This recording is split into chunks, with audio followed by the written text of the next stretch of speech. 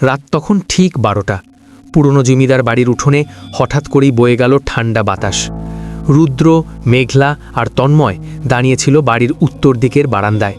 আগের পর্বে তারা খুঁজে পেয়েছিল এক পুরনো চাবি, যেটা সম্ভবত নিচতলার বন্ধ ঘরের।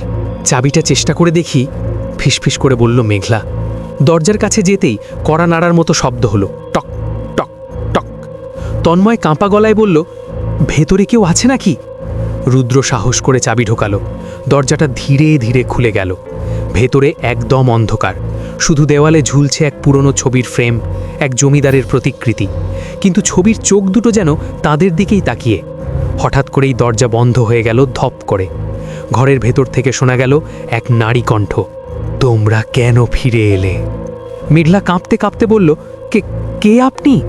দেওয়ালের পেছন থেকে যেন ভেসে এলো মৃদু কান্নার শব্দ।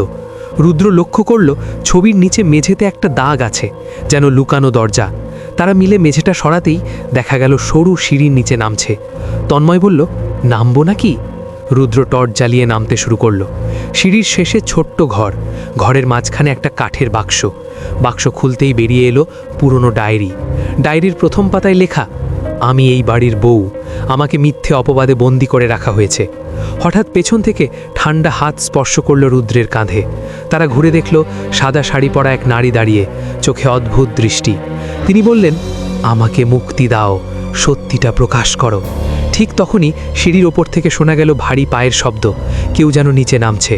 রুদ্র ফিসফিস করে বলল, এটা কি জমিদারের আত্মা? ঘরের বাতি হঠাৎ নিভে গেল। অন্ধকারে শুধু শোনা গেল, আজ সত্য প্রকাশ পাবে। চারদিকে শুধু ভারী নিঃশ্বাসের শব্দ। রুদ্র টর্চ জ্বালানোর চেষ্টা করল, কিন্তু আলো জ্বলছে না। সাদা শাড়ি পরা সেই নারী ধীরে ধীরে পেছাতে লাগলেন। তার চোখে এক অদ্ভুত যন্ত্রণা। উপরে সিঁড়ি দিয়ে নামছে কেউ, ধাপ ধাপ ধাপ। তন্ময় ফিসফিস করে বলল, আমরা ফাঁদে পড়েছি। হঠাৎ টর্চটা জ্বলে উঠল। আলো পড়তেই দেখা গেল সিঁড়ির মাথায় দাঁড়িয়ে আছে এক লম্বা ছায়ামূর্তি। ধীরে ধীরে সে সামনে এগিয়ে এলো। এক গম্ভীর কণ্ঠ ভেসে এলো, এই বাড়ির গোপন কথা জানার শাস্তি আছে। মেঘলা কাঁপতে কাঁপতে বলল, আপনি জমিদার? ছায়ামূর্তিটি স্পষ্ট হলো, পুরনো ধুতি পাঞ্জাবি পরা এক পুরুষ, মুখে কঠোরতা কিন্তু চোখে আতঙ্কের ছাপ। সাদা শাড়ির নারী হঠাৎ সামনে এসে দাঁড়ালেন। তার কণ্ঠ এবার শক্ত, এদের কিছু করো না, সত্য জানার অধিকার এদের আছে। রুদ্র ডায়েরিটা খুলে উচ্চস্বরে পড়তে শুরু করল।